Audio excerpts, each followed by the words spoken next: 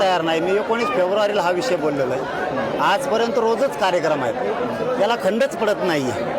म्हणजे समाजावरती समाजाचं माझं खूप प्रेम आहे आणि माझ्यावरती पण समाजाचं नाही आहे. त्यामुळं हे नातं इतकं अतूट झालं आहे. समाजाला कळतं आहे कोण काम करणार आहे, कोण आपल्यासाठी काम करतो, कोण आपल्या लेकरा बाळासाठी झटतो आहे आणि कोण समाजाचं काम करणाऱ्यावर टीका करतं आहे आणि का कोणाची सुपारी घेऊन करतं हे समाजाला चांगलं कळतं आहे. त्यामुळे समाज बाजूलाच जाऊ देत नाही आहे मला एक दिवसासाठी सुद्धा.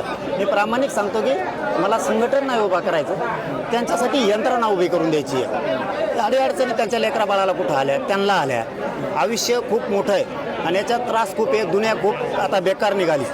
मुली शिकतात, मुलं शिकतात, ॲक्सिडेंट होतो, कुठं पडतं, दवाखान्यात जायला लागतं, पोलीस स्टेशनचे विषय आहेत, तहसीलचे विषय आहेत, अनेक विषय आहेत. मग गोरगरिबाच्या मदतीला कोण येणार? शेतीचे विषय आहेत, व्यापाराचे विषय आहेत, मालाला भावाचे विषय आहेत, कोणाचे जनावरं